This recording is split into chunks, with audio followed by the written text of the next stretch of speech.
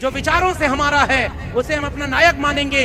इसी वजह से डॉक्टर लक्ष्मण यादव पूरे देश में डंके की चोट पर कहता है कि हाँ, डॉक्टर बाबा साहब अंबेडकर मेरे महानायक थे, महानायक हैं और मेरे नायक बने रहेंगे। तो हम पढ़ेंगे अंबेडकर, हम सीखेंगे अंबेडकर। जब तक तुम जातिवाद करोगे हम बोलेंगे अंबेडकर। और अब भले जातिवाद रुके पर जारी रहेंगे अंबेडकर। अब तुम्हें अंबेडकरवादी नहीं भाते, कल तुम्हें अंबेडकर नहीं भाते थे, यह याद रखेंगे हम और आखिरी दम तक तुमसे भी बुलवाएंगे अंबेडकर।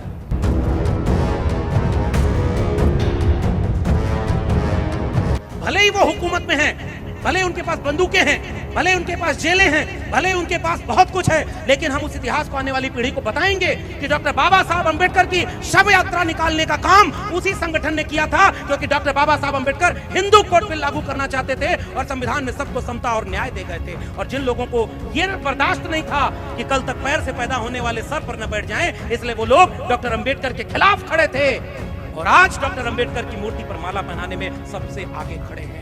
अगर अपने वैचारिक दुश्मन को नहीं पहचान पाएंगे तो कभी भी विचारों की लड़ाई को आप नहीं जीत पाएंगे। डॉक्टर अंबेडकर का जीवन का इतिहास मिलता है और अब तो उस पे कई सिनेमा और कई धारावाहिक भी बना।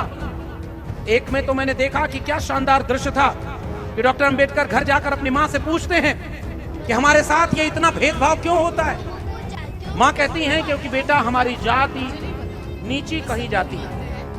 उन्होंने कहा कैसे पता चला?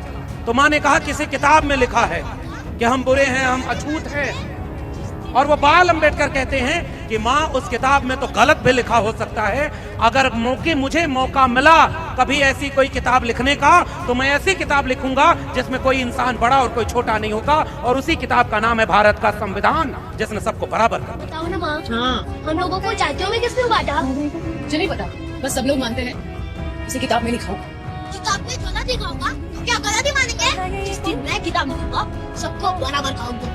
फिर भी मैं नई पीढ़ी के नौजवानों को इस बात को, इतिहास को याद दिलाना चाहता हूं ताकि आने वाली पीढ़ियां कहीं भूल न जाएं और डॉक्टर अंबेडकर को केवल मूर्ति में खोजने लग जाएं, क्योंकि अब जय भीम वो लोग भी बोलते हैं जो बाबा साहब डॉक्टर अंबेडकर के खिलाफ भारत बना रहे हैं और अखबार में लेख लिख रहे हैं और मूर्ति पर माला पहना रहे हैं और उनके विचारों पर ताला लगा रहे हैं। इसलिए हमें उस इतिहास को अपने लोगों को बताना चाहिए।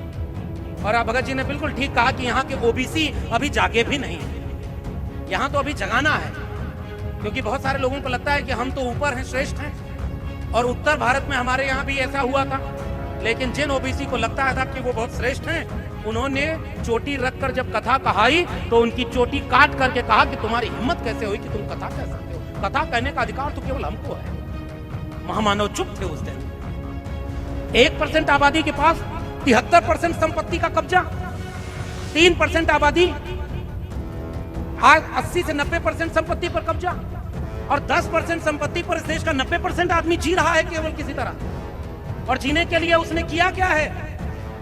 मुफ्त में राशन मिलेगा, जबकि इस मुल्क को मुफ्त में पढ़ाई और दवाई चाहिए थी ताकि जागरूक मतदाता बना रहता और देखता कि वो किसको ताकत देकर हुक्मरान बना रहा है, जो पूरे देश को बेच तो नहीं रहा है। लेकिन उसने क्या किया? मुफ्त में शिक्षा और दवाई नहीं दी, मुफ्त में राशन दिया। जिंदा रहो, 24 घंटे खाओ और जरूरत पड़े तो उसके लिए शौचालय में जाओ। डॉक्टर अंबेडकर के पास तो मौका था समझौता करने का, और डॉक्टर अंबेडकर का नाम क्यों हम आज याद करते हैं? गौर से याद करना अपना इतिहास। मिनिस्टर होने के बावजूद आज एक मंत्री पद पर लोग अपना विचार गिरवी रख देते हैं, और 3 कानूनों को पास न करने के चलते डॉक्टर बाबा साहब अंबेडकर ने कानून मंत्री के पद से इस्तीफा दे दिया था। इसलिए हम अपने नायक को याद करते हैं कि वो रीढ़ बचा कर रखा और अपने किसी मंत्री पद के लिए अपने को गुलाम नहीं बनाया। संविधान बनने के बाद भारत के संविधान का विरोध सबसे पहले करने वाले संगठन का नाम अगर आप आने वाली पीढ़ियों को नहीं बता पाएंगे, डर जाएंगे, तो माफ करिए, फिर अंबेडकर का संविधान बचाने की क्षमता हमारे में नहीं है और हम ईमानदार अंबेडकरवादी कतई नहीं है। और याद रखना अंबेडकर को मानने वालों, बाबा साहब अंबेडकर ने आरक्षण 2 ही जगह दिया, सरकारी शिक्षा, सरकारी नौकरी में। जब ये सीधे आरक्षण को खत्म नहीं कर पाए तो सारी सरकारी शिक्षा को नई शिक्षा नीति बनाकर प्राइवेट हाथों में बेच दिया है। आरक्षण खत्म, और सरकारी नौकरी 1% से भी कम बची है, वहां भी आरक्षण खत्म। बिना आरक्षण की घोषणा खत्म किए आरक्षण को खत्म कर दिया। आइए हम एक संकल्प लें डॉक्टर बाबा साहब अंबेडकर की जयंती के पूर्व संध्या पर जैसे मैंने कहा, संकल्प नंबर 1 की मूर्ति नहीं किताबों में खोजिएगा। संकल्प नंबर 2 कि उनके दिए हुए संविधान को बचाइएगा। संकल्प नंबर 3 कि छोटे छोटे झगड़े में नाक बड़ी और दिल छोटा जो हमारा हो गया है, ऐसा करें कि अपनी नाक छोटी करें, दिल बड़ा करें और न्यूनतम सहमति पर अधिकतम एकजुटता बना लें और एक होकर के संविधान बचाने के लिए एक क्रांतिकारी ढंग से सामाजिक न्याय की लड़ाई का आगाज करें, क्योंकि टुकड़ों में बटे हुए लोग कभी जीत नहीं सकते।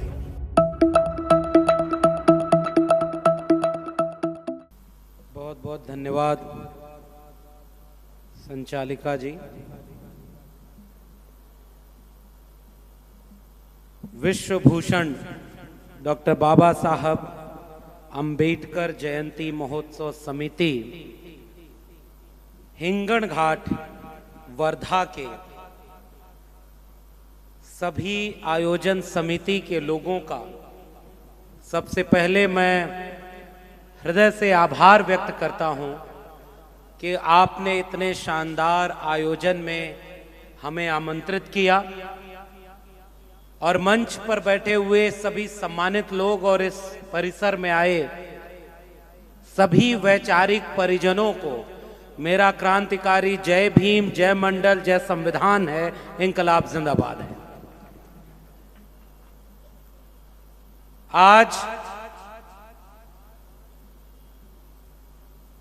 आज का दिन बहुत खास है। डॉक्टर बाबा साहब की जयंती की पूर्व संध्या पर यह कार्यक्रम हो रहा है और आज 13 अप्रैल है, तो कल हम एक शख्स की जयंती मनाएंगे और आज की तारीख मंडल कमीशन के अगुआ शिल्पकार, बिहार के पूर्व मुख्यमंत्री और देश के बड़े समाजवादी नेता बिंदेश्वरी प्रसाद मंडल यानी बीपी मंडल की स्मृति दिवस है। तो आज का दिन कितना खास बन जाता है और सारे परिजन हम मिलकर के, वैचारिक परिजन, दोनों को याद कर रहे हैं।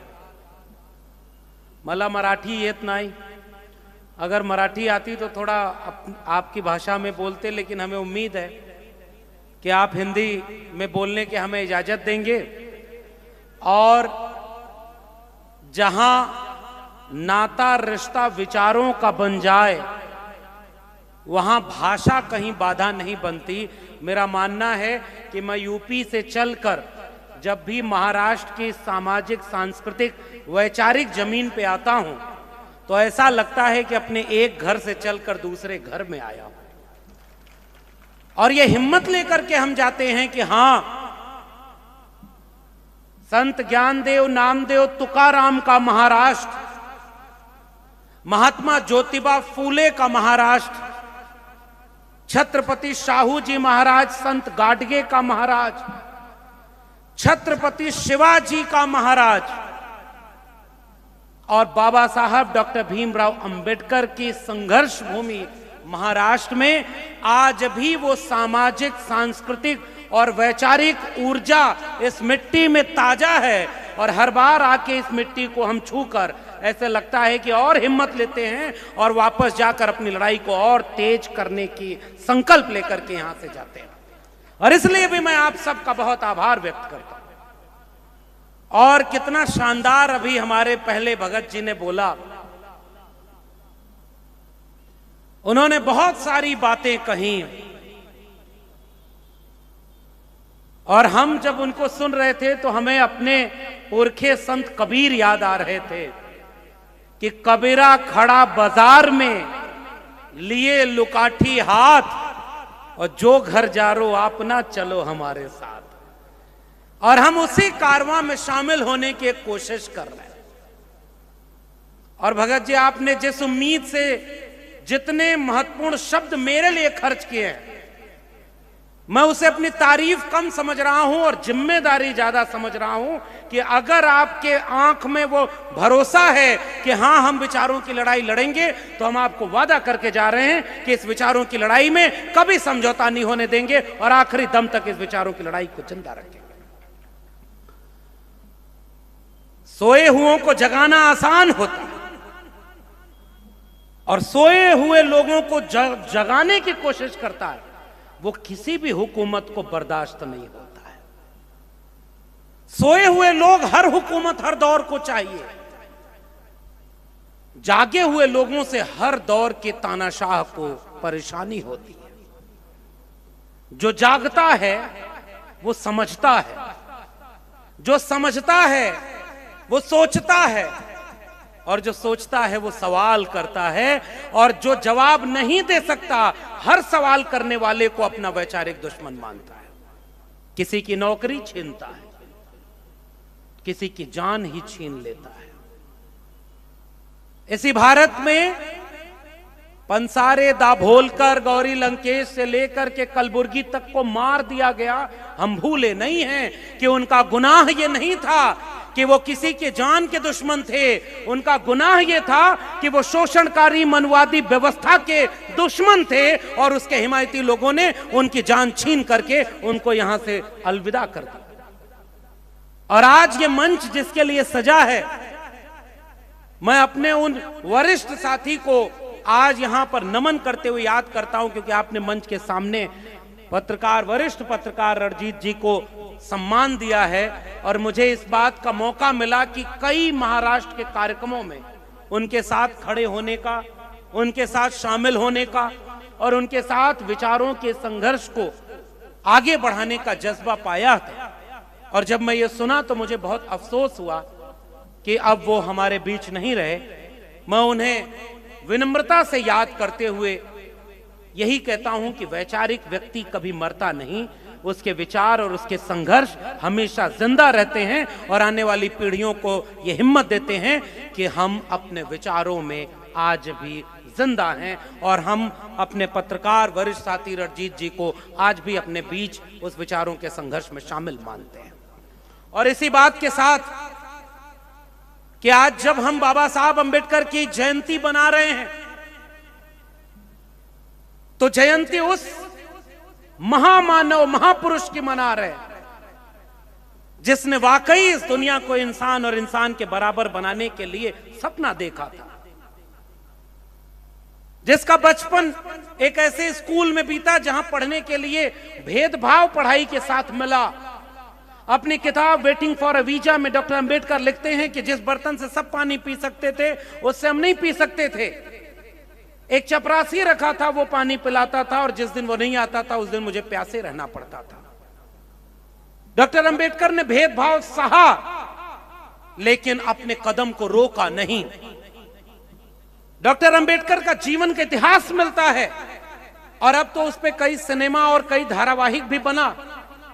एक में तो मैंने देखा कि क्या शानदार दृश्य था कि डॉक्टर अंबेडकर घर जाकर अपनी मां से पूछते हैं कि हमारे साथ ये इतना भेदभाव क्यों होता है। मां कहती हैं क्योंकि बेटा हमारी जाति नीची कही जाती है। उन्होंने कहा कैसे पता चला? तो मां ने कहा किसी किताब में लिखा है कि हम बुरे हैं, हम अछूत हैं। और वो बाल अंबेडकर कहते हैं कि मां उस किताब में तो गलत भी लिखा हो सकता है, अगर मुझे मौका मिला कभी ऐसी कोई किताब लिखने का तो मैं ऐसी किताब लिखूंगा जिसमें कोई इंसान बड़ा और कोई छोटा नहीं होगा। और उसी किताब का नाम है भारत का संविधान, जिसने सबको बराबर कर दिया। इसलिए हम उस महानायक की जयंती मना रहे हैं जिसने इंसान को इंसान के बराबर समता के ख्वाब देखा था, न्याय का ख्वाब देखा था। विदेश से पढ़कर आए जब नौकरी करने, तो नौकरी करने जब आए तो घर रहने को नहीं मिल रहा था। उसे किताब वेटिंग फॉर वीजा में डॉक्टर अंबेडकर ये सारी कहानी कहते हैं। और आखिरी में तो जाति बदल करके एक पारसी धर्मशाला में रहने को मजबूर हुए। ऑफिस जाते तो फाइल फेंक करके दी जाती थी, हर कदम पर भेदभाव। उसी किताब में एक जगह तो ये भी लिखा है कि मैं अधिकारी बन गया था और एक जगह काम से जाना था और मुझे जो लोग लेने आए वो बहुत देर कर दिए। मैं रेलवे स्टेशन पर खड़ा था और बहुत देर हो गई। मैं नाराज होने लगा कि इतनी देर क्यों कर रहे हो। बाद में वो लोग भागते भागते आए और एक गाड़ी वाहन को लेकर आए और बाद में कहा कि अब इस गाड़ी से आपको ले जाएंगे। आप हमारे समाज के बीच इतने पढ़े लिखे और इतने बड़े अधिकारी पहले बने हो, हमारा फर्ज है कि हम आपका सम्मान करेंगे। डॉक्टर अंबेडकर कह रहे हैं कि जब उस गाड़ी पर बैठकर, बैलगाड़ी थी, और मैं जाने लगा तो देखा कि वो डगमगा रहा है और सही से नहीं चला पा रहा है और थोड़ी दूर जा करके उसने टक्कर लगा के घायल कर दिया। और बाद में हमने पूछा कि भाई ये क्यों हुआ। तब असली कहानी उनके लोगों ने बताई कि जैसे ही उस गाड़ीवान को पता चला था कि डॉक्टर अंबेडकर किस जाति और वर्ण में आते हैं तो वो भाग गया, गाड़ी देने से मना कर दिया। हमने गाड़ी तो मिली, लेकिन इस पे एक नौजवान को हमने कहा कि किसी तरह तुम हमें पहुंचा देना, ये ड्राइव करने चलाने नहीं आता था इसको। तब डॉक्टर अंबेडकर ने कहा कि तुम्हारे लिए सम्मान बढ़ा कि व्यक्ति। तब डॉक्टर अंबेडकर ने उस दिन उसी वेटिंग फॉर वीजा में लिखा है कि पढ़ाई लिखाई में तो हम नहीं उस जाति के थे, लेकिन वो बैलगाड़ी वाला जानता था कि इनको अपनी बैलगाड़ी पर नहीं बिठाना है। और पारसी धर्मशाला में तो 10 दिन के बाद जब लौटते हैं ऑफिस से तो देखते हैं कि सामान बाहर फेंका हुआ है और सामने से आवाज आती है कि चुपचाप अपना सामान उठाकर चले जाओ, क्योंकि तुमने अपनी जाति छुपाई थी और तब यहां रहने का मौका मिला था। मैं जयंती की पूर्व संध्या पर डॉक्टर बाबा साहब अंबेडकर के जीवन की उन घटनाओं को क्यों दोहरा रहा हूं, ये जानते हुए कि हिंगन घाट के तमाम हमारे विद्वान लोग इस घटनाओं को जानते हैं और बार बार इस देश में बोला गया है। फिर भी मैं नई पीढ़ी के नौजवानों को इस बात को, इतिहास को याद दिलाना चाहता हूं ताकि आने वाली पीढ़ियां कहीं भूल न जाएं और डॉक्टर अंबेडकर को केवल मूर्ति में खोजने लग जाएं, क्योंकि अब जय भीम वो लोग भी बोलते हैं जो बाबा साहब डॉक्टर अंबेडकर के खिलाफ भारत बना रहे हैं और अखबार में लेख लिख रहे हैं और मूर्ति पर माला पहना रहे हैं और उनके विचारों पर ताला लगा रहे हैं। इसलिए हमें उस इतिहास को अपने लोगों को बताना जरूरी है।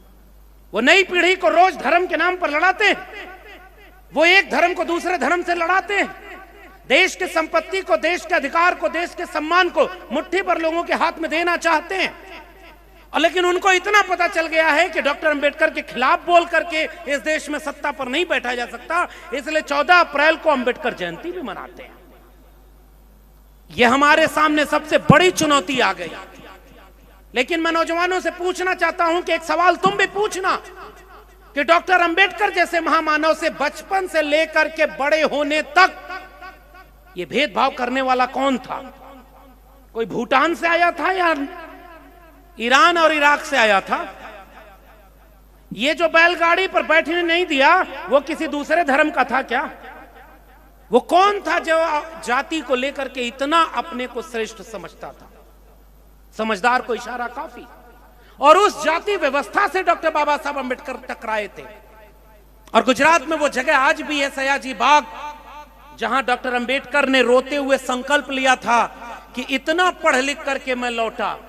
कहने वाले कहते हैं कि 32 डिग्रियां, हम तो कह रहे हैं कि जितनी भी डिग्री थी डॉक्टर अंबेडकर के पास, एक भी फर्जी डिग्री नहीं थी, सारी ओरिजिनल डिग्री लेकर के आए थे। ओरिजिनल डिग्री थी, एक भी फर्जी नहीं थी और छुपाना भी नहीं पड़ता था। जिन यूनिवर्सिटीज में डॉक्टर अंबेडकर ने पढ़ाई की वो आज भी अपने को इस बात से गौरवान्वित महसूस करते हैं कि नॉलेज, सिंबल ऑफ नॉलेज हमारे यूनिवर्सिटी का विद्यार्थी रहा है और बड़े शान से बताते हैं। और मैं उसी दिल्ली विश्वविद्यालय का विद्यार्थी और प्रोफेसर दोनों रहा जो महामानव की डिग्री दिखाने से छिपाता है। समझदार को इशारा काफी। अब तो कोर्ट ने कह दिया है कि जो महामानव की डिग्री मांगेगा उसी पर हर्जाना लगा देंगे, सब उसी का है। ऐसे डॉक्टर अंबेडकर का जीवन परिचय क्यों नहीं इस देश के हर विश्वविद्यालय, स्कूल और कॉलेज में पढ़ाना चाहिए। कल 14 अप्रैल को जब ये महामानव जोर जोर से नीला गमछा पहन करके जय भीम का नारा लगाएंगे दिल्ली से लेकर के नागपुर तक, पूरे भारत के अंबेडकरवादियों उनसे एक अपील करना, तुम बार बार इस देश को गिनाते हो कि 5 तीर्थ हमने डॉक्टर अंबेडकर के नाम का बना दिया, बनाया? डॉक्टर अंबेडकर के नाम पर हमने करोड़ों रुपया खर्च कर दिया। हम कहते हैं थैंक यू फलाने जी, हम उनका नाम भी नहीं ले रहे हैं, वैचारिक कार्यक्रम है। आपने कहा कि आपने ये किया, हमने कहा थैंक यू आपको। एक काम और कर दो, एनिलेशन ऑफ कास्ट और गुलामगिरी को स्कूल से लेकर विश्वविद्यालय तक हर विद्यार्थी को पढ़ने के लिए कंपलसरी कर दो, तब हम मानेंगे कि तुम सच्चे अम्बेडकरवादी हो। केवल एक गुजारिश तुम कर रहे हैं। मेरे दिल्ली विश्वविद्यालय में तुम्हारे लोग कहते हैं कि मनुस्मृति को पढ़ाया जाएगा, सुना था आपने? उन्होंने कहा कि मनुस्मृति को इसलिए पढ़ाएंगे क्योंकि कानून की पहली किताब है वो।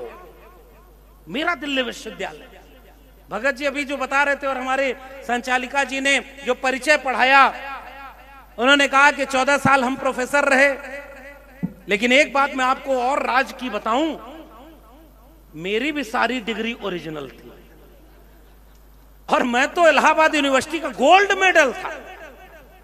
मेरे जीवन के बारे में किसी में मतभेद नहीं है।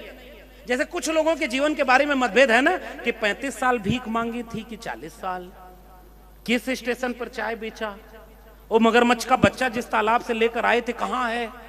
बहुत मतभेद है विद्वानों में कि वो क्या था बचपन उनका, क्योंकि बड़े लोगों के जीवन के बारे में मतभेद होता है। अब और कोई नॉन बायोलॉजिकल हो जाए तो उसके बारे में और नहीं बोलना चाहिए, इसलिए मैं उनके बारे में अब कोई बात नहीं करूंगा। मैं तो बात कर रहा हूं अपनी, कि अगर मेरिट चेक करना होता तो उसे विश्वविद्यालय में आप मेरिट चेक करके कहते कि हाँ जो मेरिटधारी है वो परमानेंट होगा। लेकिन आपने तो साहब विश्वविद्यालय को अपने विचारधारा का अड्डा बना दिया। एक विचारधारा के लोग, और जो उस विचारधारा से सहमत नहीं है उसको आप चुन चुन करके किसी को जेल में डाल रहे हो, किसी के मुकदमे कर रहे हो, किसी को वो नौकरी से निकाल रहे हो, सबको कमजोर कर रहे हो, डरा रहे हो, धमका रहे हो। और अब तो ऐसे से कानून बनाया।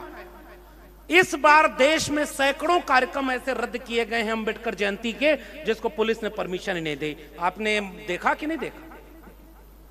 और अखबार में 11 फरवरी को बिना पानी पिए उनको पानी पिलाया जाएगा, आप बिल्कुल चिंता न करें। 11 फरवरी को महात्मा ज्योतिबा फूले की जयंती के दिन देश के महामानव ने एक अखबार में लेख लिखा था, पढ़ा होगा आपने। लेख में पूरा गुणगान, हमारे भारत के मसीहा कौन? महात्मा फूले। भारत किसके सपनों का बनेगा? महात्मा फूले। महात्मा फूले ने भारत को महान बनाने के लिए, विश्व गुरु बनाने के लिए कितना बड़ा स्वप्न देखा है, और हम महात्मा फूले के सपनों का भारत बनाएंगे। बोला ना? महात्मा फूले ने एक किताब लिखी है गुलामगिरी। मैं पक्का वादा आपको दे रहा हूं कि महामानव ने वो किताब नहीं पढ़ी होगी। और अगर आप लोगों में से कोई अप्रोच रखता हो तो दिल्ली मेरे कहने पर एक किताब उनको भेंट कर दे। किताब तो भेंट की जा सकती है ना, गुलामगिरी भेंट कर दी जाए और जरा पूछा जाए उनसे, आपको पता भी है मान्यवर की गुलामगिरी में महात्मा फूले ने लिखा क्या है? गुलामों को गुलामी का एहसास करा दो, वो अपनी बेड़ियां खुद ब खुद तोड़ लेगा। गुलामी कौन सी? मानसिक गुलामी, पाखंड और अंधविश्वास वाली गुलामी, वर्ण व्यवस्था और जाति व्यवस्था के नाम पर इंसान और इंसान को बांटने से पैदा हुई जातिवादी मानसिकता की गुलामी। और महात्मा फूले इन सारी गुलामियों की बेड़ी को तोड़ना चाहते थे। हिंगन घाट के लोगों, एक बात जानकर आप आश्चर्यचकित होंगे कि महात्मा फूले ने अपनी गुलामगिरी को अमेरिका के उन लोगों को, सदाचारी लोगों को समर्पित किया जिन्होंने रंग भेद और नस्ल भेद के खिलाफ जो ब्लैक्स मूवमेंट चल रहा था उसको साथ दिया था। हमारे यहाँ जितने लोग जाति उन्मूलन का आंदोलन चलाते थे, सबको इन्हीं लोगों ने रोज जातिवादी कह करके अपमानित किया, और आज अपनी कुर्सी सिक्योर करने के लिए उनकी जयंती के दिन आर्टिकल लिख रहे हैं और फूलमाला मूर्ति पर चढ़ा रहे हैं। हम कहना चाहते हैं, जाति व्यवस्था को खत्म करने का जिन जिन नायकों ने प्रयास किया, उनको जातिवादी कहने का काम किसने किया था? संत कबीर ने किसके लिए लिखा था? एक बूंद एक मलमूत्र, एक चाम एक गूदा, और एक बूंद ते सब उत्पन्ना कौन बाभन कौन सूदा। और ये सब कहते हैं कि अंग्रेजों के आने के बाद भारत जातिवादी हुआ। मैंने जो अपनी दूसरी किताब लिखी, जाति जनगणना, और मेरी कोशिश थी, अमन बाबू बैठे हुए हैं, आप सबके सहयोग से उसका मराठी एडिशन आज लॉन्च होने वाला था, लेकिन अभी उसमें 10-15 दिन टाइम है। मराठी में आ जाएगी, आप पढ़िएगा। हिंदी में चाहें तो अभी भी ऑनलाइन मिल रहे। क्या है? जैसे जाति जनगणना की मांग उठी, और आप भगत जी ने बिल्कुल ठीक कहा कि यहाँ के ओबीसी अभी जागे भी नहीं है। यहाँ तो अभी जगाना है, क्योंकि बहुत सारे लोगों को लगता है कि हम तो ऊपर हैं, श्रेष्ठ हैं। और उत्तर भारत में हमारे यहाँ भी ऐसा हुआ था, लेकिन जिन ओबीसी को लगता था कि वो बहुत श्रेष्ठ हैं, उन्होंने चोटी रखकर जब कथा कहाई तो उनकी चोटी काट करके कहा कि तुम्हारी हिम्मत कैसे हुई कि तुम कथा कह सकते हो, कथा कहने का अधिकार तो केवल हमको है। महामानव चुप थे उस दिन। महामानव बोले क्यों नहीं कि ये जाति के नाम पर इंसान को इंसान के बराबर बनाना चाहिए, ये क्यों भेदभाव कर रहा? तब ये मैं सवाल करता हूं कि जातिवाद अंग्रेजों की जाति गिनने से पैदा हुआ। ये तो वही बात हुई कि एक बीमार आदमी डॉक्टर के पास चला गया और डॉक्टर से कहा कि जनाब जरा एक्सरे कर दो, पता चल जाए कि क्यों परेशान हूं, बेचैनी रहती है। डॉक्टर ने जब एक्सरे करके दिखाया कि तुम्हारी किडनी फेल है, मरीज दौड़ के चीख पड़ा, डॉक्टर ने मेरी किडनी को फेल कर दिया। जबकि डॉक्टर ने तो केवल जांच की थी, किडनी तो आप ऐसे ही फेल लेकर के बैठे थे। भारत में जाति के नाम पर भेदभाव तो भारत में पहले से है। जाति जनगणना होगी तो केवल एक्सरे हो जाएगा, पता चलेगा कि देश में 80 करोड़ लोग जो 5 किलो अनाज पर जिंदा हैं, उसमें 90% SC ST OBC हैं, और 100 लोग जो अरबपति बन गए उनमें एक भी SC ST OBC नहीं है। फिर ये भारत किसका है? ये सवाल बाबा साहब की जयंती पर पूरे देश को पूछना चाहिए कि ये बंटवारा इस देश में क्यों है, और बाबा साहब होते तो इस बंटवारे के खिलाफ लड़ रहे होते। 1% आबादी के पास 73% संपत्ति का कब्जा, 3% आबादी आज 80 से 90% संपत्ति पर कब्जा, और 10% संपत्ति पर इस देश का 90% आदमी जी रहा है केवल किसी तरह। और जीने के लिए उसने किया क्या है?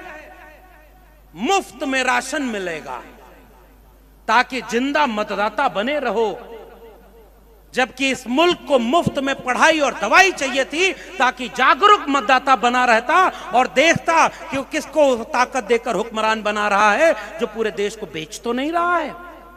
लेकिन उसने क्या किया?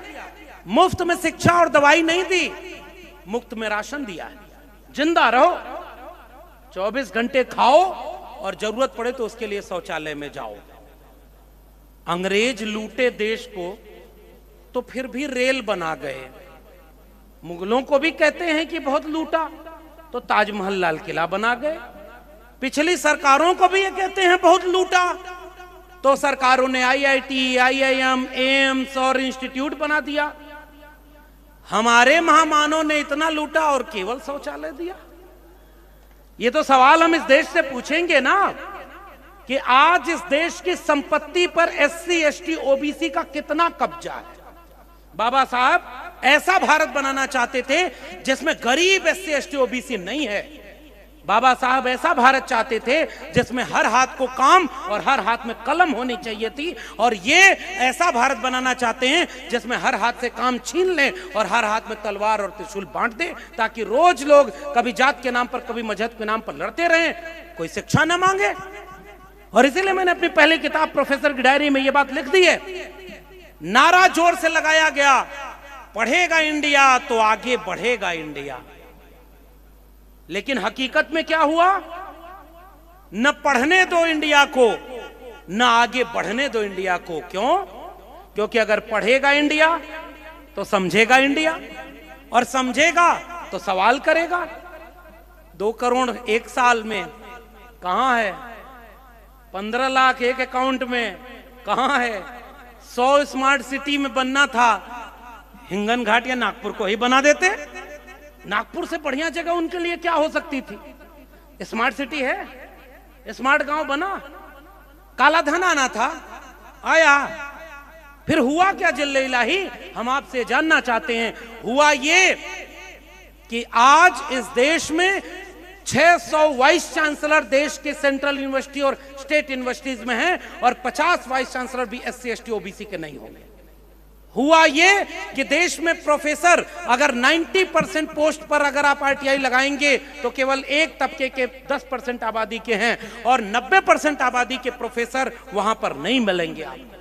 हुआ ये कि आज कोर्ट संसद में खड़े होकर के कानून मंत्री कहते हैं कि पिछले कुछ सालों में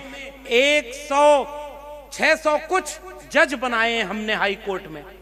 78% जज 3% पॉपुलेशन से, और 90% पॉपुलेशन से 10% भी जज नहीं। आपके जज नहीं, आपके वकील नहीं, आपके प्रोफेसर वाइस चांसलर नहीं, आपके अरबपति नहीं, आपके बिजनेसमैन नहीं, हैं कहां आप? 90% इस देश के लोग। अमन भाऊ एक टीवी चलाते हैं, आवाज इंडिया, इतना शानदार काम और बहुत लंबे समय से एक वैचारिक और मिशनरी काम। इनकी टीवी पर तो आप देखेंगे तो मुर्गा लड़ाने वाली डिबेट भी नहीं होती, इनकी टीवी पर नफरत भी नहीं होती। और मैं एक बात से आवाज इंडिया टीवी से नाराज भी हो गया था एक दिन, कि जब भारत के सारे टीवी चैनल ने इस्लामाबाद और कराची को कब्जा कर लिया था, तब भी ये नागपुर में बैठ करके सच खबर क्यों दिखा रहे थे? ये मजाक नहीं है, ये सच है कि आप जिस टेलीविजन को, मीडिया को चौथा खंबा कह रहे थे, वो इतना बड़ा झूठा है कि वो पड़ोस के कई देश को कब्जा कर लिया था और माफी भी नहीं मांगा। एक बड़े हीरो हैं सिनेमा के, बेचारे हॉस्पिटल में एडमिट थे, और एक बहुत बड़ी एंकर थी, उसने एक दिन माइक लेकर के उनका शोक सभा कर दी, नहीं रहे फलाने, और बेचारा उधर से ट्वीट कर रहा है, अरे मैं जिंदा हूं, तुम अभी मार दिया हमको। बेचारे खतरा भी नहीं थे। वो सिनेमा वाला SIR पर सवाल भी नहीं कर रहा था। वो सिनेमा वाला हीरो बेचारा, पुराना ही मैन धर्मेंद्र, वो तो ये भी नहीं पूछ रहा था कि सिलेंडर महंगा क्यों हो गया, वो तो एक बार भी नहीं पूछा कि चुनाव आयोग बिक क्यों गया है। वो बेचारे को फिर भी मार दिया। ये टेलीविजन पर भरोसा करोगे आप? तो लोकतंत्र को चारों तरफ से खोखला कर दिया गया है, और बड़ी बड़ी मूर्तियां बना करके कल जय भीम बोला जाएगा। इसलिए खतरा अब बढ़ गया है। पहले दुश्मन सामने दिखा करता था वैचारिक कि ये हमारा शोषण कर रहा है, आज आपको आपके घर से एक दुश्मन बनाकर पेश कर दिया जाएगा। महाराष्ट्र के लोगों, भूले न हो तो पैंथर से निकले हुए लोग किसकी शरण में बैठे हैं? समझदार को इशारा काफी। हर तबके का कुछ कुछ लोगों को वहां मिनिस्टर बना दिया गया है। वो वहां रह करके कोई और नारा लगाते हैं और अपने समाज में आकर के कोई और नारा लगाते हैं। इससे कौन सी क्रांति आएगी? हमें पता तो होगा, क्योंकि कुल्हाड़ी को जब जंगल में लकड़ी काटने के लिए भेजा गया तो यह समझाया गया था कि इस बार चुनाव होगा तो कुल्हाड़ी को वोट देना, जंगल की लकड़ियों, क्योंकि इस कुल्हाड़ी में जो बेंट लगी है वो तुम्हारे ही बीच को तो लगी है। डॉक्टर बाबा साहब अंबेडकर भी चाहते तो समझौता कर लेते ना। डॉक्टर अंबेडकर के पास तो मौका था समझौता करने का, और डॉक्टर अंबेडकर का नाम क्यों हम आज याद करते हैं? गौर से याद करना अपना इतिहास। मिनिस्टर होने के बावजूद आज एक मंत्री पद पर लोग अपना विचार गिरवी रख देते हैं, और 3 कानूनों को पास न करने के चलते डॉक्टर बाबा साहब अंबेडकर ने कानून मंत्री के पद से इस्तीफा दे दिया था। इसलिए हम अपने नायक को याद करते हैं कि वो रीढ़ बचा कर रखा और अपने किसी मंत्री पद के लिए अपने को गुलाम नहीं बनाया था। और इसलिए मैं याद करता हूं क्योंकि हिंदू कोड बिल लागू करना चाहते थे डॉक्टर बाबा साहब अंबेडकर। इस देश की महिलाओं को आज भी जो हक और अधिकार मिला है, पंडित जवाहरलाल नेहरू उस बिल से सहमत थे, लेकिन उस समय के बहुत सारे लोग उसका विरोध कर रहे थे। वो कौन लोग थे? नागपुर यहां से 100 किलोमीटर है, मैं 80 है, देखिए, तो समझना और आसान हो जाएगा कि विरोध कौन कर रहा था। संविधान बनने के बाद भारत के संविधान का विरोध सबसे पहले करने वाले संगठन का नाम अगर आप आने वाली पीढ़ियों को नहीं बता पाएंगे, डर जाएंगे, तो माफ करिए, फिर अंबेडकर का संविधान बचाने की क्षमता हमारे में नहीं है, और हम ईमानदार अंबेडकरवादी कतई नहीं है। भले ही वो हुकूमत में हैं, भले उनके पास बंदूकें हैं, भले उनके पास जेलें हैं, भले उनके पास बहुत कुछ है, लेकिन हम उस इतिहास को आने वाली पीढ़ी को बताएंगे कि डॉक्टर बाबा साहब अंबेडकर की शव यात्रा निकालने का काम उसी संगठन ने किया था, क्योंकि डॉक्टर बाबा साहब अंबेडकर हिंदू कोड बिल लागू करना चाहते थे और संविधान में सबको समता और न्याय दे गए थे। और जिन लोगों को यह बर्दाश्त नहीं था कि कल तक पैर से पैदा होने वाले सर पर न बैठ जाएं, इसलिए वो लोग डॉक्टर अंबेडकर के खिलाफ खड़े थे, और आज डॉक्टर अंबेडकर की मूर्ति पर माला पहनाने में सबसे आगे खड़े हैं। अगर अपने वैचारिक दुश्मन को नहीं पहचान पाएंगे तो कभी भी विचारों की लड़ाई को आप नहीं जीत पाएंगे। 1949 में विरोध किया था भारत के संविधान का। 26 नवंबर 1949 को संविधान पूरा हुआ, अंगीकृत, अधिनियमित, आत्मार्पित होने को तैयार, और 30 नवंबर को आर्टिकल लिख करके कहा जा रहा है कि भारत के संविधान में सब विदेशी है, हम इस संविधान को नहीं मानते। कल तक जिनका इतिहास गद्दारी का था वो सबसे वंदे मातरम बुलवा रहे हैं, आज सबको सर्टिफिकेट दे रहे हैं, और बाबा साहब अंबेडकर की भी बात कर ले रहे हो उनके साथ जो अंबेडकर के विचारों के विरोधी थे। मैं सबूत के साथ कहता हूं कैसे। तुम्हारे लोग कहते हैं कि तुम इस देश को एक धर्म का राष्ट्र बनाना चाहते हो, और डॉक्टर बाबा साहब अंबेडकर ने 1940 में पाकिस्तान और द पार्टीशन ऑफ इंडिया किताब में लिखा है, अगर हिंदू राष्ट्र हकीकत बनता है तो वो इस देश के लिए सबसे बड़ा अभिशाप होगा। हिंदू कुछ भी कह ले, हिंदू धर्म स्वतंत्रता समानता से मेल नहीं खाता, इसलिए किसी भी कीमत पर इस देश को हिंदू राष्ट्र बनने से रोका जाना चाहिए। कौन कर रहा है? डॉक्टर बाबा साहब अंबेडकर, और खुद महामानव कल मूर्ति पर माला पहनाएंगे। इसलिए मैं तो कोई गुस्ताखी तो नहीं कर रहा हूं भाई, जो लिखा है उन्होंने वही तो बोल रहा हूं। आप क्या सोचे थे कि लक्ष्मण यादव आकर के गुदगुदी वाला भाषण सुनाएंगे? अरे भाई, हम भी चाहते तो इतना किताब पढ़े हैं। और अभी हम और अमन भाई रास्ते भर बात कर रहे थे कि अमूमन अंबेडकर जयंती और फूले जयंती मनाने में हम भी ऐसे आदी हो गए कि पूरे कार्यक्रम में यही गुणगान गाते रहते हैं, डॉक्टर बाबा साहब ने ये किया, 4 बच्चे कुर्बान हुए, पहली पत्नी को भी वो सही से देख रेख नहीं कर पाए, परेशान रहे, लेकिन फिर भी मिशन के काम में रहे। ये महिलाओं को अधिकार, ये पिछड़ों को अधिकार, ये अखबार 5-5 निकालते थे, ये संविधान निर्माता समिति के अध्यक्ष थे, सब कुछ थे।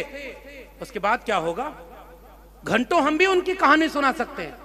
मैं आपसे एक सवाल करके जा रहा हूं, जयंती मनाने का अर्थ ये कतई नहीं कि हम ये बताएं कि डॉक्टर अंबेडकर कितने महान थे। हम ये जानते हैं कि डॉक्टर अंबेडकर महान थे, महान हैं और महान रहेंगे, लेकिन जयंती का मतलब यह है कि आज अगर डॉक्टर अंबेडकर होते तो वो कौन सी लड़ाई लड़ रहे होते। अगर वो लड़ाई हम नहीं लड़ रहे तो हम अंबेडकर जयंती नहीं मना रहे।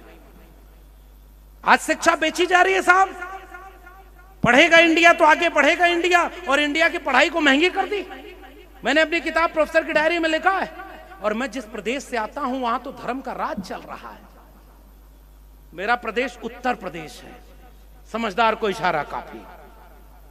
वहां जिसकी सरकार है वो कहता है कि हम धर्म के राज कर रहे हैं, और इतिहास का वर्तमान क्या है? 27,000 प्राइमरी स्कूल बंद किए गए, सरकारी कंपोजिट स्कूल थे वो, हिंदी मीडियम इंग्लिश मीडियम की पढ़ाई एक जगह होती थी, मुफ्त में लगभग होती थी। गरीब कमजोर पिछड़े दलितों के बच्चे अपने स्कूल में जाकर पढ़ाई करते थे। अब उनके कहा गया कि 50 से कम बच्चे होंगे तो स्कूल को बंद कर देंगे, और 27,000 सरकारी स्कूलों को बंद करने के बाद 27,000 कंपोजिट दारू का ठेका खुलवा दिया। यहां दारू को क्या बोलते हैं? अच्छा, दारू से समझ तो गए ही होंगे, सोम रस, थोड़ा सुबह और ज्यादा शाम को, हर रोग की दवाई। धर्म का राज है ये। मतलब कंपोजिट सरकारी स्कूल बंद होगा, आपके गांव में सरकारी स्कूल नहीं होगा, कंपोजिट ठेका होगा। ये कौन सा राज है भाई? डॉक्टर बाबा साहब अंबेडकर ये राज नहीं चाहते थे। डॉक्टर बाबा साहब अंबेडकर इशारों में, अपने भाषण में, अपनी लेखनी में ये कह के गए हैं कि सुबह 2 घंटी बजेगी, तुम विद्यालय वाली घंटी के पीछे जाना, तुम्हारी पीढ़ियां गुलाम होने से बच जाएंगी। अगर ये भीड़ विद्यालय जाने लगे, स्कूल जाने लगे, कॉलेज जाने लगे, तो भारत को वाकई विश्व गुरु बनने से कोई रोक नहीं सकता। और विद्यालय जाने वाली भीड़ को मंदिर और मस्जिद के नाम पर लड़ाने के लिए दूसरी दिशा में डाइवर्ट कर दिया, और जोर से नारा लगा रहे हैं कि विश्व गुरु बन जाएंगे। बिना शिक्षा के, बिना पढ़ाई के दुनिया में कोई ताकत विश्व गुरु बन सकती है क्या? डॉक्टर बाबा साहब अंबेडकर इसलिए बन पाए क्योंकि डिग्री लेकर के आए थे, पढ़ करके आए थे, कलम और किताब के बादशाह हम कहते हैं उनको। और आज आप पढ़ाई महंगी कर दिए, नई शिक्षा नीति बनाई है। मैं यूजीसी पर भी आऊंगा, आज का विषय यूजीसी है, लेकिन क्या करें साहब, जिनको हुकूमत सौंप दी, यूजीसी तो एक सैंपल है। जिस दिन संविधान ही नहीं बचेगा, ऐसे कानून लाने की भी जरूरत नहीं पड़ेगी, वैसे ही भारत मनुस्मृति के दौर में चला जाएगा। इसलिए मेरी चिंता इस देश में बाबा साहब डॉक्टर अंबेडकर के संविधान को बचाने की है। संविधान बचा रहेगा तो न्यायपालिका भी बचा लेंगे, संविधान बचा रहेगा तो चुनाव आयोग भी बचा लेंगे, संविधान बचा रहेगा तो अपनी हुकूमत बनाकर दूसरा यूजीसी का कानून बना देंगे, मगर संविधान ही नहीं बचेगा तो फिर हम क्या बचाने के लिए छोड़ कर जाएंगे। और आप कहते हैं कि खतरा बहुत सामान्य है। मैं भगत जी आपकी बात से बिल्कुल सहमत हूं। खतरा बहुत बड़ा आ गया है हमारी आंखों के सामने, और खतरा इतना बड़ा है कि आज विश्वविद्यालयों को ग्रेडेड ऑटोनॉमी दे दी गई, फाइनेंशियल ऑटोनॉमी दे दी गई। और विद्वान लोग आप जानते होंगे, भारत गरीब था तो सरकारी शिक्षा फ्री में देता था। भारत 5 ट्रिलियन इकोनॉमी बनने जा रहा है तो पूरी शिक्षा को प्राइवेट हाथों में बेच दिया। और सुनेंगे, मैं जब इलाहाबाद यूनिवर्सिटी में पढ़ता था तो 300 रुपए बीए करने की फीस थी 1 साल की। पुराने लोग जितने यहां सरकारी कॉलेज से पढ़े होंगे वहां तो फीस भी नहीं लगती रही होगी। गुन खाए शहतीरों पर की 12 खड़ी विधाता बाँचे, फती भीत है छत चुती है आले पर बिस्तुया नाचे, मिनट मिनट पर बरसा कर बेबस बच्चों पर 5 तमाचे, उसी तरह से दुखरन मास्टर गढ़ता है आदम के सांचे। स्कूल में ऐसे पढ़ाई होती थी। फिर भी ये पुराने लोग जितने यहां बैठे हैं सब सरकारी स्कूल से निकले हैं और अच्छे तालीम पाए हुए थे। जेब में पैसा है कि नहीं है इससे तय नहीं होगा कि शिक्षा मिलेगी कि नहीं मिलेगी। और आज साहब आप पूरी शिक्षा व्यवस्था को निजी हाथों में बेच दिए। गरीब के बच्चे पढ़ नहीं सकते। दिल्ली विश्वविद्यालय, जेएनयू, जामिया और सेंट्रल यूनिवर्सिटीज जितनी बची हैं उनकी आपने फीस महंगी कर दी, सेल्फ फाइनेंस कोर्स लगा दिया। दिल्ली विश्वविद्यालय में जब मैं गया तो 4000 जिसकी फीस थी, आज 10-12 साल में उसकी 40,000 फीस हो गई है। कितने लोग यहां बैठे हैं जिसकी आमदनी 10 गुना बढ़ गई 10 साल में, और फीस महंगी हो गई, और आज पूरी शिक्षा निजी हाथों में चली गई। तो देश भर के सरकारी शिक्षा को बर्बाद करके एक ही यूनिवर्सिटी को जिंदा रखा जाएगा जिसका नाम है गलगोटिया यूनिवर्सिटी। आपने सोशल मीडिया पर देखा गलगोटिया यूनिवर्सिटी एक प्राइवेट यूनिवर्सिटी है जिसके बच्चों का एक ही काम होता है कि जिले इलाही की जहां रैली होती है बस में भर करके जाते हैं और एक रैली अटेंड करने पर 5 दिन की अटेंडेंस पाते हैं। और वहां की प्रोफेसर चीन वाला रोबोट ऑनलाइन खरीद के ले आती है और वर्ल्ड एआई समिट में कैमरे के सामने कहती है मीट टू ओरायन, इसे गलगोटिया यूनिवर्सिटी ने डेवलप किया था। बाद में चीन वाला ट्वीट करके कहता है अरे रे मूर्ख, ये तो ऑनलाइन बेच रहे हैं, हिंगन घाट में मंगाना है तो 2 लाख में मिलेगा, तुम भी मंगा लो। भाई जब दिल्ली की सबसे बड़ी कुर्सी पर सबसे बड़ा झूठा को बैठा दिया तो छोटे छोटे वाले तो झूठ नहीं बोलेंगे तो और क्या बोलेंगे। शिक्षा अनपढ़ होने से रोकती है, शिक्षा समझदार बनाती है, शिक्षा जागरूक बनाती है। लेकिन हमारे यहां दिक्कत क्या हो गई कि हमने अनपढ़ और नासमझ लोगों को सब कुछ सौंप दिया। अनपढ़ झूठ बोलेगा, समस्या इस बात में नहीं है कि अनपढ़ झूठ बोल रहा है, मेरी समस्या इस बात में है कि पढ़े लिखे लोग अनपढ़ के झूठ पर ताली बजा रहे हैं। समझ तो आप भी गए ही होंगे, हर झूठ पर ताली। कहां है वो नाली जिसके गैस से बनी थी चाय। दुनिया में डंका बज रहा था, तेल का जहाज आ नहीं पा रहा था। मदरलैंड तो आज तक आप जानते थे, हिंगन घाट के लोगों सच से बताना फादरलैंड जानते थे क्या कि कौन सा है? आज तक पता ही नहीं थी फादरलैंड कौन सा, ये भी देश नहीं थी। और फादरलैंड जहां गए अगले दिन से वहां युद्ध हो गया। और डंका कहां गया? वो पापा ने युद्ध रुकवा दिया था। इनसे बड़ा वाला एक अमेरिका में बैठा है, महा झूठा, रोज झूठ बोल करके दुनिया के ऊपर युद्ध थोपे हुए हैं क्योंकि उसका भी किसी फाइल में नाम आ गया। मैं ये कतई बताने नहीं जा रहा हूं कि भारत के किन किन लोगों का उस फाइल में नाम है, वैचारिक कार्यक्रम में छोड़ देते हैं। लेकिन सवाल ये छोड़कर आपके लिए जाएंगे, विदेश में कोई डंका नहीं बजा। अगर विदेश में डंका बजता तो तब बजता जब भारत शिक्षित होता, जागरूक होता, हर हाथ में कलम और किताब पहुंचाने के लिए निःशुल्क शिक्षा होती, देश में शिक्षा का बजट बढ़ाया जाता, देश में डीयू, जेएनयू, जामिया और हैदराबाद यूनिवर्सिटी, इलाहाबाद यूनिवर्सिटी जैसी यूनिवर्सिटी हर जिले, हर गांव, हर बड़े कस्बे में खोली जाती और गरीब आदमी को भी शिक्षा मिलती, तब ना भारत आगे बढ़ता। लेकिन अगर हर गरीब आदमी को शिक्षा मिल जाती तो अंधविश्वास और पाखंड की दुकान कहां से चलती। और इसीलिए मैं आपसे जाकर कह रहा हूं, सब कहते हैं कि आज शिक्षा खत्म हो रही है और इसीलिए मूर्खता का, अंधविश्वास का आलम है। एक कविता मुझे सोशल मीडिया पर मिली, मेरी नहीं है, लेकिन आप सुनिएगा कविता क्या है। कहीं हवा दूषित है तो कहीं सड़कों पर गड्ढे हैं, कहीं बिना आंख के बाबा हैं तो कहीं आंख होकर भी अंधे हैं। थोड़ा कड़वी दवाई खाना चाहिए, मीठी मीठी दवाई होम्योपैथिक वाली से इलाज नहीं होता। और हमारी नौकरी जब तक थी तब तक तो हम होम्योपैथिक वाली ही दवाई देते थे।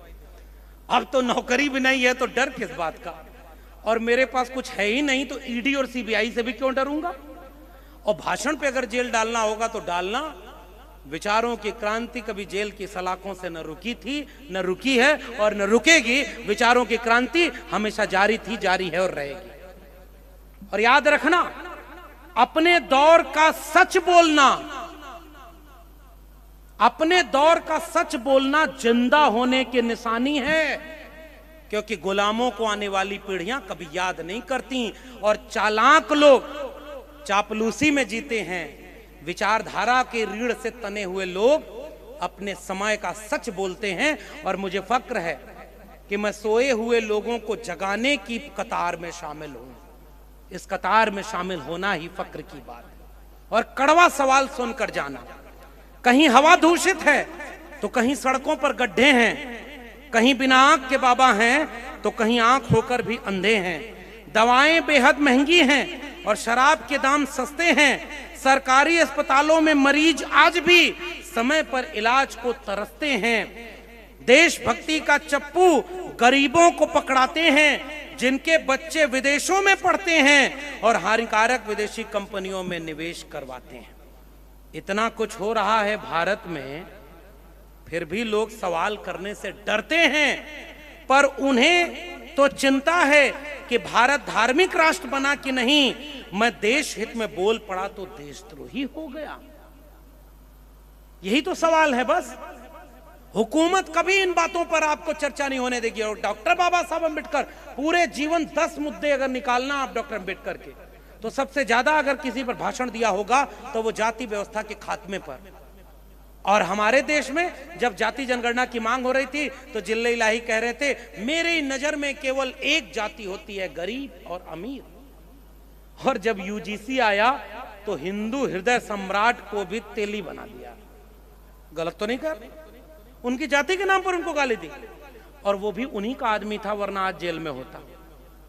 अपने आदमी को ही विरोध में उतरवाया था यूजीसी के, कब्र खुदेगी का नारा लगवाया देश के प्रधानमंत्री के खिलाफ, किसी पर मुकदमा नहीं हुआ। मैं ये देखकर बहुत आहत हूं, मेरी भावनाएं बहुत आहत हैं कि जो प्रधानमंत्री जाति को मानते ही नहीं थे उनको जाति के नाम पर गाली दे रहे थे क्योंकि यूजीसी कानून आ गया था। समझ में तो उनको भी आ गया होगा कि इस देश की जाति व्यवस्था का मतलब क्या है। और डॉक्टर बाबा साहब अम्बेडकर इस देश को एनिहिलेशन ऑफ कास्ट की तरफ ले जाना चाहते थे। और इसीलिए मैंने अपनी किताब जाति जनगणना, अगर आपका मन करे तो ऑनलाइन मंगा के पढ़ना, हमने कहा जात से जमात की ओर। जब उसका मराठी में ट्रांसलेशन होता था, अमन भाव से मैं कह रहा था इसका भाव यही रखना चाहिए हमें, हम अलग अलग जातियों में न बटें, हम जात को मिटाकर जमात बनाएं, क्लास बनाएं, बहुजन बनाएं। 90% एकता अगर होगी तभी हम मिल करके बड़ी लड़ाई को लड़ पाएंगे। और इसलिए हमारे भारत में जो सबसे बड़ा खतरा है, उन खतरों की तरफ हम आज आपको ले चलने के लिए यहां पर इकट्ठा हुए हैं। और आपने कहा कि साहब यूजीसी में क्या था, तो यूजीसी में यह था कि साल 2016 में जब रोहित वेमुला की सांस्थानिक हत्या हुई, मेरी पहली किताब प्रोफेसर की डायरी रोहित वेमुला को समर्पित है। और इसीलिए मैंने समर्पित की कि विश्वविद्यालय में पहुंचकर भी उसकी जाति खत्म नहीं हुई। जात तो साहब आज भी खत्म नहीं हुई। जाति जनगणना का विरोध करने वाले कहते हैं कि अंग्रेजों ने जातिवाद किया, 1951 से तो जनगणना नहीं हो रही, जातिवाद खत्म हो गया। दर्शन सोलंकी 2023 IIT बॉम्बे का लड़का, उससे जाति पूछ करके इतना प्रताड़ित किया कि उसने सुसाइड कर लिया। डॉक्टर पायल तड़वी 2019 मेडिकल इंस्टीट्यूट मुंबई, और वहां पे भी उसके सारे कैंपस के सारे लोग उसकी जाति के नाम पर उसको इतना अपमानित करते थे कि सुसाइड कर लिया। भारत सरकार आंकड़ा देती है 118% भेदभाव, डिस्क्रिमिनेशन, कास्ट बेस्ड डिस्क्रिमिनेशन बढ़ गया। सुप्रीम कोर्ट कहता है कि एक सख्त कमेटी बनाओ यूजीसी की, और जब सख्त कमेटी बनाना था तो नाम रख दिया इक्विटी, समता समिति, और काम उसमें कुछ भी नहीं। समता समिति में बाई डिफेक्टो जो उसका चेयरपर्सन था वो हेड ऑफ इंस्टीट्यूट था।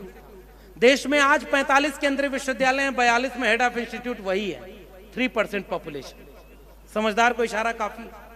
तो हेड ऑफ इंस्टीट्यूट उनका, सीनियर मोस्ट फैकल्टी उनका, एक्सपर्ट बाहर से जो आएंगे वो उनके, 2 एक्सपर्ट स्टूडेंट एक्सपर्ट उन्हीं के रहेंगे, 10 में से 7 मेंबर उनके। क्या वो किसी SC ST OBC को न्याय दे पाती? झूठी कमेटी बना दी थी ताकि समाज में सब लड़ जाए आपस में, और अपने ही लोगों से विरोध करवा दिया। और कोर्ट में उन्हीं के लोग बैठे हैं और उन्होंने उसको बंद करवा दिया। कह रहे हैं कि हम भारत को कहीं 75 साल पीछे तो नहीं ले जा रहे।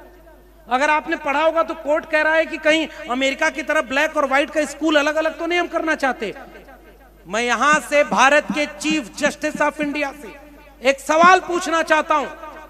अमेरिका में रंग भेद था तो अमेरिका को 2 गृह युद्ध झेलना पड़ा, और मार्टिन लूथर किंग जूनियर का जो उसके बाद गृह युद्ध था 1960 में अमेरिका को झेलना पड़ा। और उसके बाद कोविड जब आया था तो एक व्हाइट पुलिस वाले ने ब्लैक को गर्दन पर पैर रख करके उसको इतना प्रताड़ित किया कि वो मर गया था। अभी कोविड में 4-5 साल पहले अमेरिका में पूरे ब्लैक सड़क पर उतर गए कि आज भी हमारे साथ रंग भेद नहीं रुका है। तो वहां के व्हाइट्स ने यह कहकर के नहीं कहा था कि ये सारे रंग भेदी है जो रंग भेद की बात करते हैं।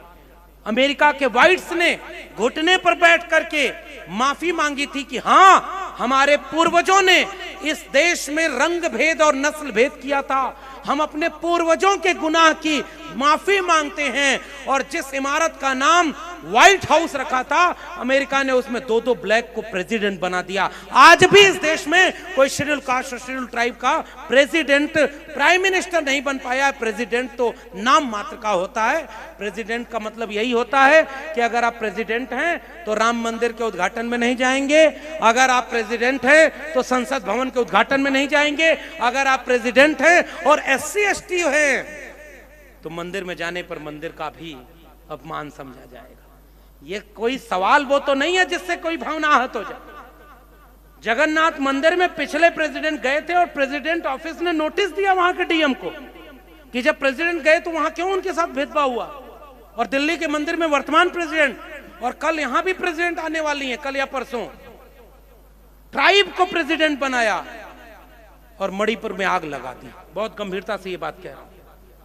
ट्राइब को प्रेसिडेंट बनाया और पूरे देश के ट्राइब आज जंगल और जमीन बचाने के लिए रोज लड़ रहे हैं। कोई उनकी बात कहने वाला बचा है क्या? सारी जल जंगल जमीन ट्राइब की अपने पूंजीपति दोस्तों को दे रहे हैं, लेकिन प्रेसिडेंट किसको बनाया है? ट्राइब। और उसी ट्राइब कम्युनिटी की 2 महिलाएं नंगी सड़क पर घुमाई गई, बोल तक नहीं पाई। मैडम, हम क्या ऐसा चाहते हैं? मानवर कांशीराम को भी वो लोग कहते थे कि राष्ट्रपति बना देंगे।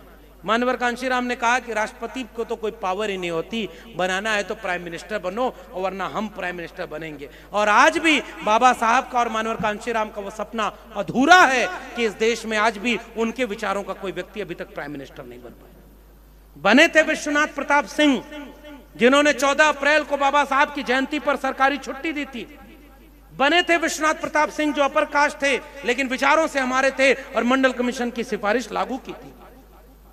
और आज भी इस देश में मूर्ति तो बड़ी बड़ी बनाई जाएगी साहब, इसीलिए मैं UGC वाले प्रावधान पर यही कह के जा रहा हूं। अमेरिका अपने यहां ब्लैक और व्हाइट का रेशियो हर साल जारी करता है और डाइवर्सिटी इंडेक्स बनाता है। अमेरिका और यूरोप देश अपने यहां म्यूजियम बनाए हुए हैं और म्यूजियम में अपने आने वाली पीढ़ी को बताते हैं कि देखो ऐसे व्हाइट का स्कूल अलग होता था, ब्लैक का स्कूल अलग होता था। म्यूजियम में ले जाते हैं अपने स्कूल के बच्चों को यह दिखाने कि देखो हम लोगों के पूर्वज कितने बड़े नस्ल भेदी थे, कैसे उनका बर्तन अलग रहता था। और हमारे यहां अब सब कहते हैं कि तालाब से पानी नहीं पीने दिया तो नए नए यूट्यूबर कहते हैं जब 5000 साल से पानी नहीं पिए तो जिंदा कैसे हो।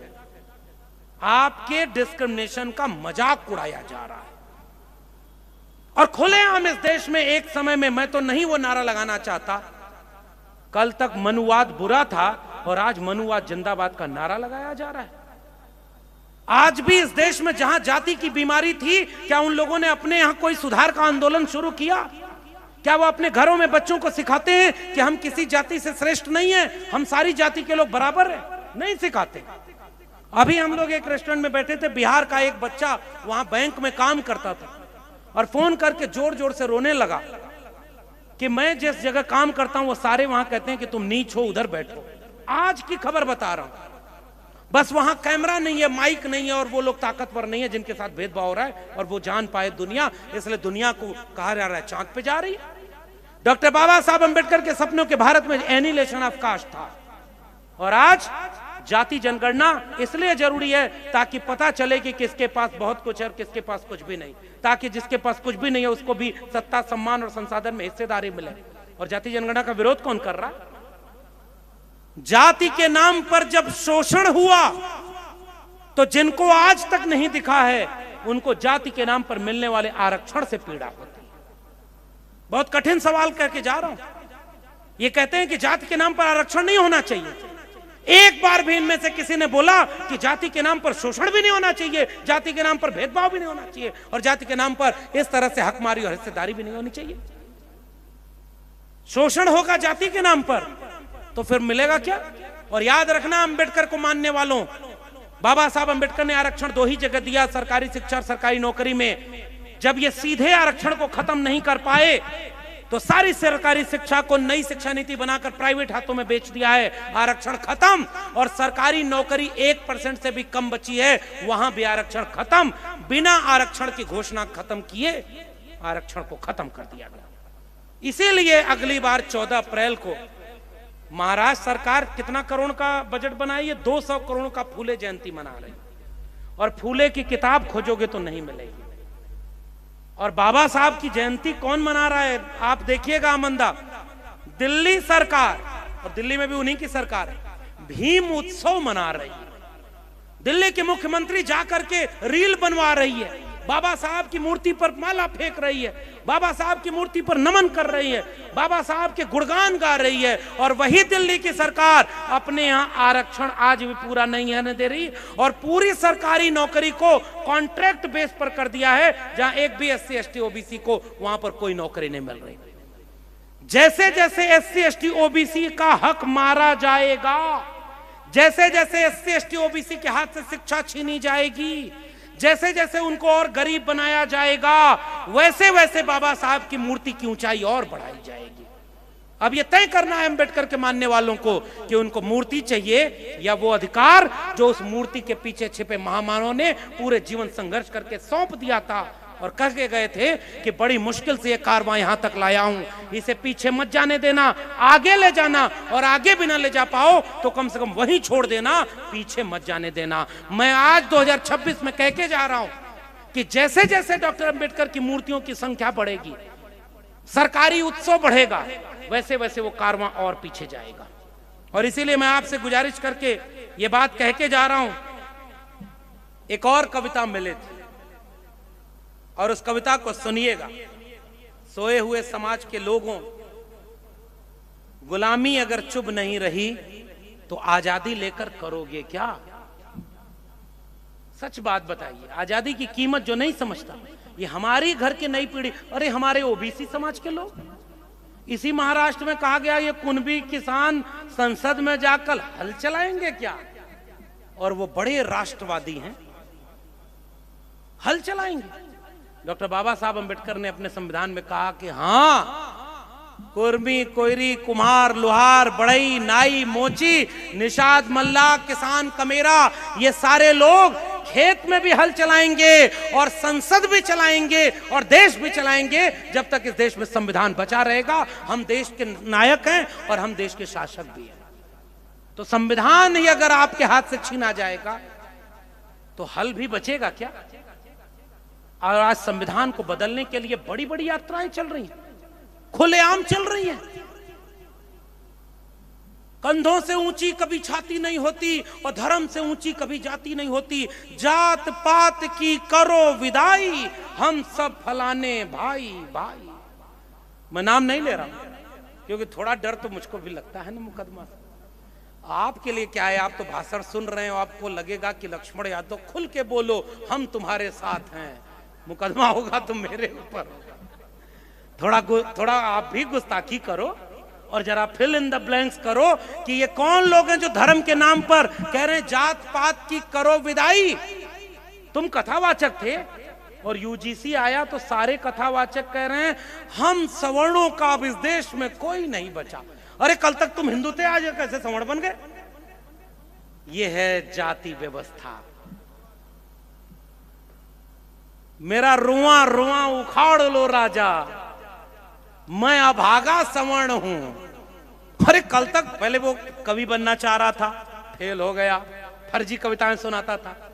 फिर वो एंकर बना, फेल हो गया। फिर पॉलिटिक्स में गया, वहां भी फेल हो गया। अब कथा सुनाता है, लाखों रुपए की फीस लेता है कथा सुनाने की, और उसके बाद अचानक उस कथा में कहता है कि सब हिंदू हैं। और यूजीसी आया तो कह रहा है कि मैं अभागा सवर्ण हूं। पहले कंफर्म कर लो कि तुम क्या हो। भाई जाति व्यवस्था अगर है तो मानो कि भेदभाव भी होता है, और अगर नहीं है तो तुम अभागा कैसे हो गया? रे झुट्ठा। इसका मतलब दिल्ली की सबसे बड़ी कुर्सी पर अगर बड़ा झुट्टा बैठा है तो छोटे झुट्टों को अपने आप रिचार्ज करते रहता है। मैं बड़ा झूठ बोलूंगा कि बादल आने से रडार काम नहीं होता है, तुम छोटा छोटा झूठ बोलना कि जाति होती ही नहीं, जाति केवल पशुओं में होती है। मैं बताऊं जाति कहां होती है? कथा सुनाने जाता है सर। हमारे छत्तीसगढ़, अभी मैं कल छत्तीसगढ़ में था, वहां एक कथावाचक कहता है एक लोटा जल सभी समस्याओं का हल। भारत में एक लोटा है, वे भारत में जल भी है और भारत में सारी समस्याएं भी है। भारत के बच्चे कुपोषण के शिकार क्यों हैं इतना? आप कथा सुनाते हो धर्म की और नफरत की बात उसमें करते हो। आजकल नया नया चुटकुला सुना रहे हैं। एक तो वहां वृंदावन में बैठा है, कह रहा है कि 15 अगस्त को अंग्रेज क्यों भाग गए पता है? क्योंकि भारत में 1 अगस्त मुनि थे। एक बार कुछ हुआ समुद्र में, तो किसी ने कहा कि समुद्र पी जाओ, तो अगस्त ने पूरा समुद्र पी लिया। अंग्रेजों को जब पता चला कि 1 अगस्त ने सारा समुद्र पी लिया तो ये तो 15 अगस्त है, भागो यहां से। और अंग्रेज 15 अगस्त को भाग गए। बजाओ ताली, ऐसे ऐसे करके सब ताली बजा रहे हैं। मूर्खों का देश बना दिया। ये बाबा साहब के सपनों का भारत है। तुम क्या टीवी पर दिखा रहे हो? दुनिया चैट जीटीपी एआई और उसके बाद फिर टेक्नोलॉजी में कहां जा रही है? चीन में कई लाख रोबोट फैक्ट्री में काम कर रहे हैं, दुनिया पर कब्जा कर रहा है। आपके बेडरूम के आधे से ज्यादा सामान चीन से बनकर आ रहे हैं, और आप विश्व गुरु बन रहे हैं, पापा युद्ध रुकवा रहे हैं। किसको धोखा दे रहे हैं भाई? विज्ञान और तकनीक से मोबाइल चलती है और मोबाइल पर ट्वीट करके सब कहता है धर्म खतरे में। कपड़ा पहना है सब विज्ञान का, माइक लगा है सब विज्ञान का। धर्म अंदर की चीज होती है। कबीर ने कहा है मोको कहां ढूंढे रे बंदे, मैं तो तेरे पास में। ना मैं मंदिर, ना मैं मस्जिद, ना काबे कैलाश में, ना मैं जप में, ना मैं तप में, ना मैं व्रत उपवास में। खोजी हो तो तुरते मिली हो पल भर की तलाश में। कहे कबीर सुनो भाई साधो, मैं तो हूं विश्वास में सांसों की श्वास। और यही हमारे महात्मा। अब चलो, अब मैं ज्यादा जोखिम नहीं लूंगा, संत कबीर का कुछ सुना देता हूं आज के पाखंडियों के लिए। हम भी पाहन पूजते होते रन के रोज, और सतगुरु की कृपा भई उतरा सिर ते बोझ। यह ज्ञान का भूत हमारे सर से उतरा। लाडू लावन लापसी, पूजा चढ़े अपार, और पूजी पुजारी ले गया मूरत के मूछार। मैं एक जगह पढ़ा था, लेकिन छोड़िए उसको नहीं बोलूंगा, लोगों की और भावना आहत हो जाएगी। वो इसमें कुछ था कि सब कुछ जानकर क्यों अकल पर पत्थर पड़े हैं तुम्हारी, और अगर इबादत घर से दान पेटी हटा लो तो भगवान नाराज होगा या पुजारी। लेकिन मैं नहीं बोलूंगा, छोड़ देते। मूड मुड़ाए हरि मिले, सब कोई ले मुड़ाए, और बार बार के मुड़ते भेड़ा ना बैकुंठे जाए। संत कबीर कह रहे हैं, मैं नहीं कह रहा हूं। और संत कबीर की बात करना भी बैन नहीं हुआ है।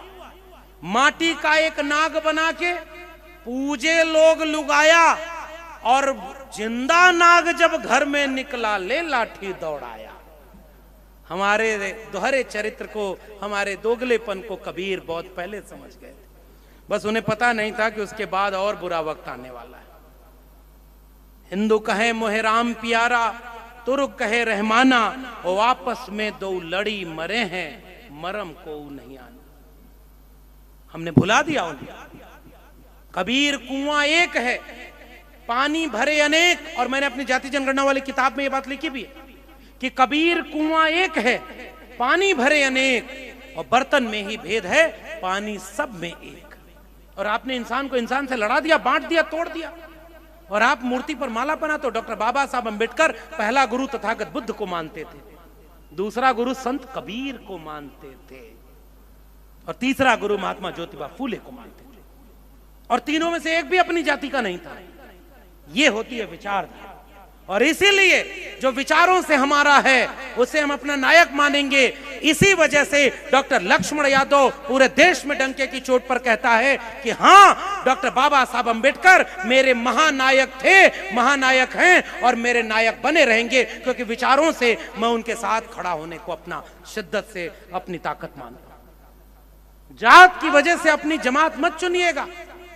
जातियों में बांटा उन्होंने जिन्होंने अपने को जाति व्यवस्था में सबसे श्रेष्ठ पर रखा था। ये जात व्यवस्था हमारे लिए नहीं है। इसको तोड़ करके इंसान को इंसान से बराबर करिए। गुरु घासीदास ने इसी छत्तीसगढ़ में लिखा कि मन के एक समाना। वोट का अधिकार संविधान का सबसे बड़ा अधिकार था, और जनता जोर जोर से चिल्ला रही। पूरा समूचा विपक्ष कह रहा है लोकतंत्र में कि चुनाव आयोग तो एक पार्टी का गुलाम बन गया। तो ये बाबा साहब के सपनों का भारत है। तुम करोड़ों रुपया की उनकी जयंती सरकारी मना लो, लेकिन बाबा साहब को जानने और मानने वालों में फर्क होगा। भीतर से तुम खोखला कर रहे हो। इसलिए तुमने जिस संसद पर माथा झुकाया था उसी को भीतर से कमजोर कर दिया। ये जहां जहां झुकते हैं वहीं सजग हो जाया करो। अब वो बाबा साहब के सामने झुक रहे हैं, सजग हो जाओ। दिल में गोट से गोलवल कर हेडगवार, और जुबान पर फूले पेरियार और अंबेडकर। ये दोनों कैसे चलेगा? इसीलिए मैं जाते आते आपसे एक बात कह के जा रहा हूं। दलित पिछड़े समाज के लिए जो हक की आवाज उठाते हैं, ये आखिर में कविता सुनना, क्योंकि वक्त बहुत हो गया, अभी अमन भाऊ को भी सुनना है कि दलित पिछड़े समाज के लिए जो हक की कविता सुनाते हैं, जो हक की आवाज उठाते हैं, आज तुम्हें अंबेडकरवादी नहीं भाते, तब तुम्हें अंबेडकर नहीं भाते। हक की जो आवाज उठे तुम्हें तकलीफ होती है, तुम्हें तकलीफ होती है कि चंद पिछड़ों के हक में आज शिक्षा और रोटी है। चंद लोगों का नाम गिनाकर तुम पूरे समाज को शिक्षित दिखाना चाहते हो, और फिर पिछड़े समाज के हक की शिक्षा और रोटी खुद ही खा जाना चाहते हो। पर तब अड़चन अंबेडकर थे, अब अड़चन अंबेडकरवादी हैं। सोचो, जो लाखों अंबेडकर हुए तो क्या होगा? जब तुम लाखों पर हो, एक अंबेडकर भारी है। प्रतिक्रांति के गीत जो गर्व और गौरव से गाते हैं, आज तुम्हें अंबेडकरवादी नहीं भाते, कल तुम्हें अंबेडकर नहीं भाते थे। तुम्हारी वर्ण व्यवस्था में हम मान लेते हैं, वेदों और पुराणों का भी ज्ञान लेते, पर सवाल अभी भी यही है आपसे और आपकी व्यवस्था से, क्या आप हमें मात्र ज्ञान के आधार पर ब्राह्मण मान लेते? अच्छा, एक और बात बता ही दूं कि जब पिछले दिनों एक विवाद हुआ था तो एक आदमी ने कहा कि वर्ण व्यवस्था जन्म से नहीं कर्म से है। तो मैंने एक विद्वान से पूछा कि मेरा जन्म तो पिछड़ी जाति में हुआ है और मैं दिल्ली विश्वविद्यालय में तब पढ़ाता हूं, तो कर्म तो मेरा, तो मैं क्या हूं, पिछड़ा हूं कि? उसने कहा नहीं नहीं, वो वाली बात नहीं है। तो समझ जाइए कि कहने के चेहरे और दिखाने के और। अगर ऐसा है, क्या आप हमें ज्ञान के आधार पर ब्राह्मण मान लेते हो? अगर ऐसा है तो तुम्हारी नजर में कबीर जुलाहा क्यों है, रविदास चमार क्यों है? ये कविता का जिक्र है। अगर रामायण के रचयिता महर्षि वाल्मीकि हैं तो वाल्मीकि समाज की समस्याएं आपकी दृष्टि से बाहर क्यों हैं? हो सकता है आपने इतना ध्यान न दिया हो, पर बताइए संत गाडगे को कितना सम्मान दिया। यह मंथन खत्म नहीं होगा तो यह दर्शन खत्म नहीं होगा। जब तक तुमसे जातिवाद खत्म नहीं होगा तब तक यह अनशन खत्म नहीं होगा। भूल गए हो तो याद दिलाऊं, कैसे तुम्हारे पुरखे चिताओं पर जिंदा स्त्रियों को जलाते थे। आज तुम्हें अंबेडकरवादी नहीं भाते, कल तुम्हें अंबेडकर नहीं भाते थे। बड़ा इतिहास तो बड़ा कड़वा है ना। सती प्रथा को पूजने का इतिहास तो दुनिया में और कहीं नहीं है। आगे बढ़िए, हम गलत हैं, हो सकता है तुम सही हो, प्रमाण दो या क्षमा मांगो, सर झुकाकर बराबरी का सम्मान दो। रोटी बेटी तक के रिश्ते समृद्धि से नहीं, कोई जात बिना, सबके ऊंचे व्यक्ति का कद नहीं, कोई जात बिना, उम्र का लिहाज नहीं, तुम यूं प्रताड़ित करते हो, तुम्हारे पुर के वृद्ध हुए पर वृद्ध नहीं, कोई जात बिना। तो हम पढ़ेंगे अंबेडकर, हम सीखेंगे अंबेडकर, जब तक तुम जातिवाद करोगे हम बोलेंगे अंबेडकर। और अब भले जातिवाद रुके पर जारी रहेंगे अंबेडकर। अब तुम्हें अंबेडकरवादी नहीं भाते, कल तुम्हें अंबेडकर नहीं बांटते थे, यह याद रखेंगे हम, और आखिरी दम तक तुमसे भी बुलवाएंगे अंबेडकर। मुझे ये कविता बहुत प्यारी लगी थी और इसीलिए ये कविता आपके बीच में लाया हूं। अंबेडकर एक व्यक्ति नहीं है, अंबेडकर एक विचार है, और विचारों की मूर्तियां नहीं बनती। व्यक्ति में मत कैद होने देना अपने महापुरुष को, वरना कुछ चालाक लोग उन्हें भी अवतार बनाकर पूजने लगेंगे। तुम टिके रहना। अंबेडकर के सपनों के भारत में शिक्षा है, अंबेडकर के सपनों के भारत में रोजगार है, अंबेडकर के सपनों के भारत में सामाजिक न्याय है, अंबेडकर के सपनों के भारत में सबको पढ़ाई, सबको दवाई है, अंबेडकर के सपनों के भारत में समानता और न्याय है। और जो समानता न्याय की बात ना करे वो अंबेडकरवादी नहीं। और जो विचारों से आपका है उसको तराजू में मत तौलना। अंबेडकरवादी किसी एक पार्टी के नहीं हो सकते, अंबेडकरवादी किसी एक क्षेत्र के नहीं हो सकते, एक जाति के नहीं हो सकते। जो विचारों से हमारा है उसको जाते जाते मैं निवेदन करके जा रहा हूं, जब बुरा वक्त आए तो छोटे छोटे झगड़ों को भुला देना चाहिए, छोटे छोटे मतभेद को भुला देना चाहिए। बुरा वक्त आए तो एक हो जाना चाहिए। वो किस्सा तो आपको भी याद होगा कि एक पिता अपने बेटों को देखता था कि रोज लड़ते हैं आपस में, तो वो जाते जाते अपने बच्चों को बुलाया, सबके हाथ में एक एक लकड़ी पकड़ाई और सबसे तोड़ने को कहा, सबने तोड़ दिया। फिर उसने सारी लकड़ियों का एक गट्ठर बनाकर कहा कि तोड़ो तो नहीं टूटा। तो उसने पिता ने कहा कि इससे सबक लेना कि एक रहना, और जो आपको एक नहीं होने देता है वही आजकल नारा लगा रहा है कि एक रहोगे तो सेफ रहोगे, जबकि वो बांट रहा है। हम आपसे कहने आए हैं विचार के नाम पर एक हो जाओ। विचार का मतलब संविधान।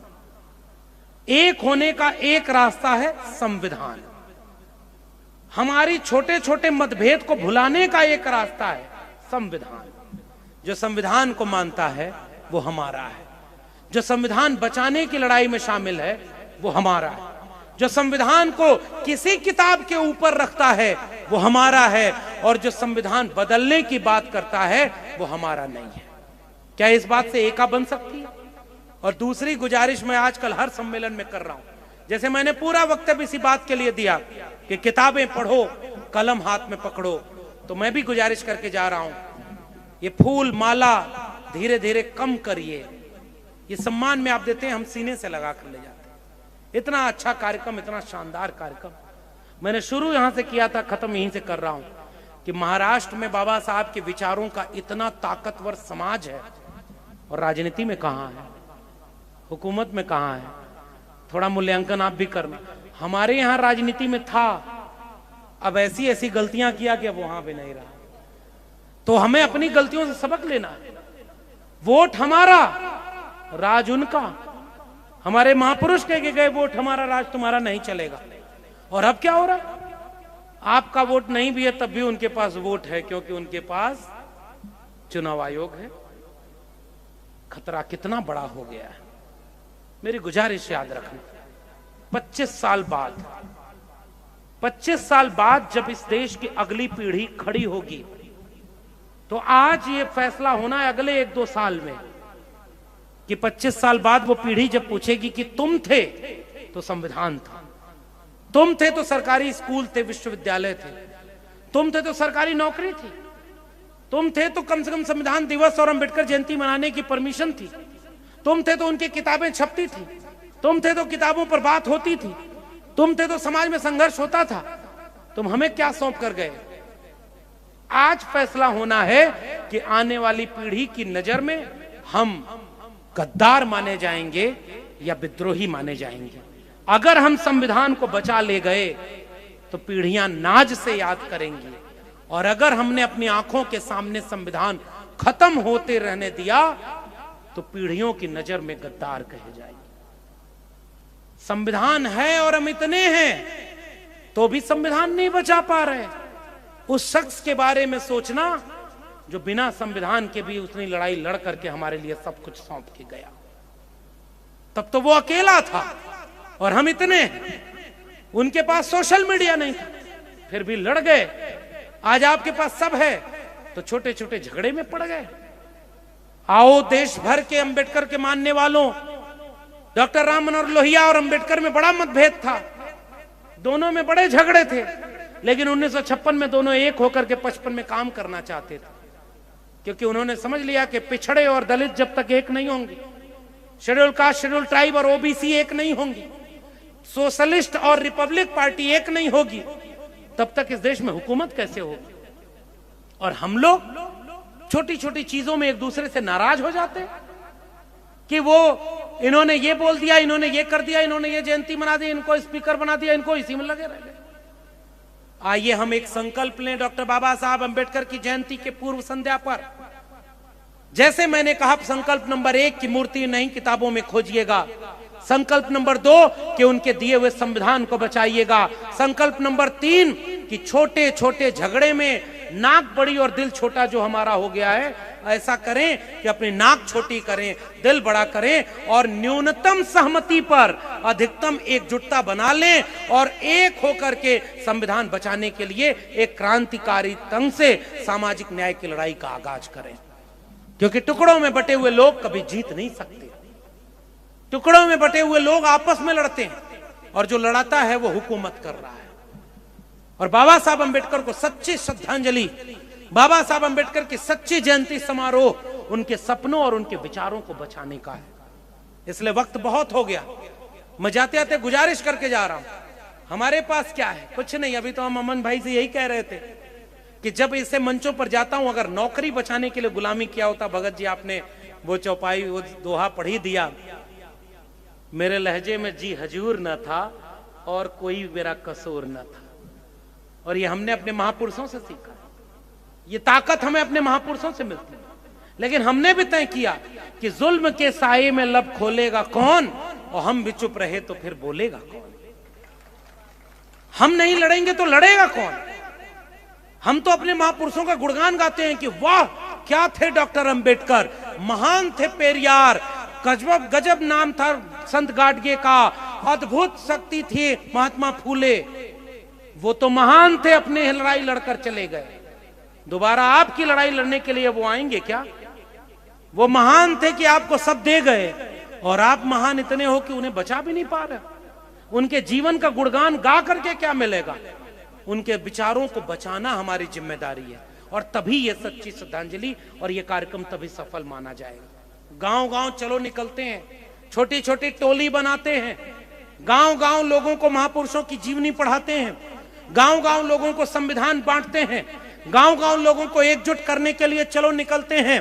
पंचशील का झंडा, नीला झंडा और तमाम तरह के रंग बिरंगे झंडे लेकर चलते हैं और सबसे कहते हैं आओ एक हो जाओ और अपना वैचारिक दुश्मन पहचानो। और इस देश का वैचारिक दुश्मन केवल एक है जिसका मुख्यालय नागपुर में है। और ये आरएसएस पूरे देश को गुलाम बना रहा है। ये मनुस्मृति को इस देश में लागू करना चाह रहा है।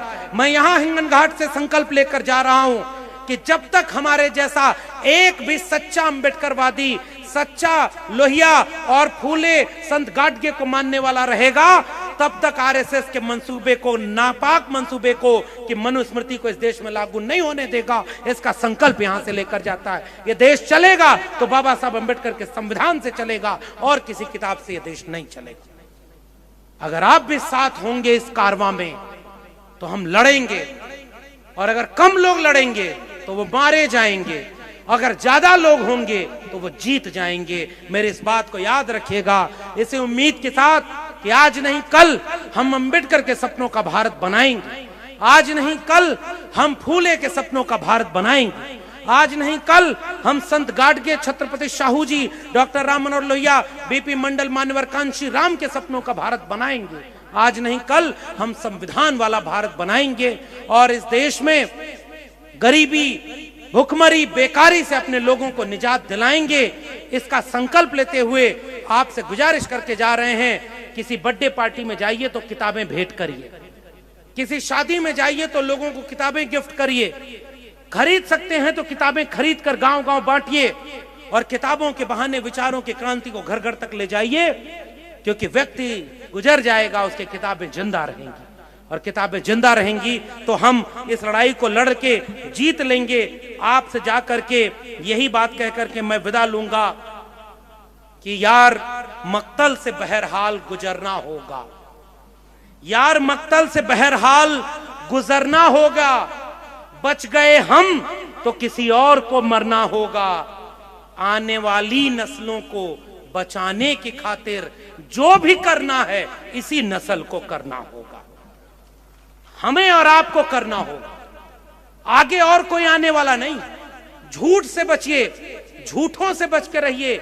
झूठ, लूट और फूट की सरकार, झूठ, लूट और फूट का संगठन इस देश के ऊपर खतरा है। हम समता और न्याय वाले, हम मानवता वाले और हम संविधान वाले इस देश को आगे बढ़ाने के लिए कलम और किताब हाथ में लेकर के जाएंगे।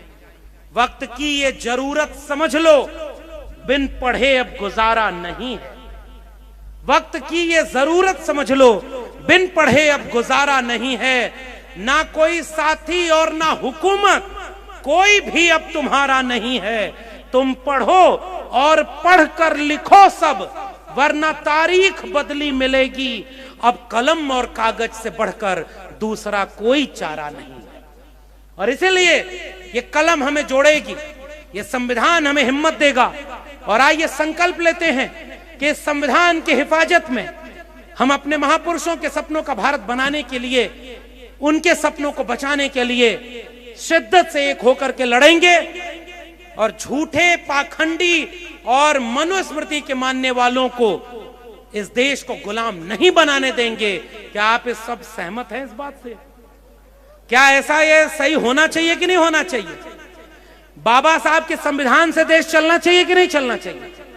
और संविधान से बड़ा तो कोई नहीं होगा ना। ऐसे उम्मीद के साथ कि संविधान बचे। हिंगन घाट के तमाम लोगों, मैंने बहुत वक्त ले लिया, लेकिन आपसे जोश में ये संकल्प लेकर जा रहा हूं कि ये जो सम्मान और प्रेम आपने दिया है, इसे अपने साथ लेकर जा रहे हैं, हिम्मत लेकर जा रहे हैं कि आज जब तक लहू के आखिरी कतरे तक हम फूले अंबेडकर लोहिया और संविधान के सपनों के बचाने की लड़ाई को जारी रखेंगे।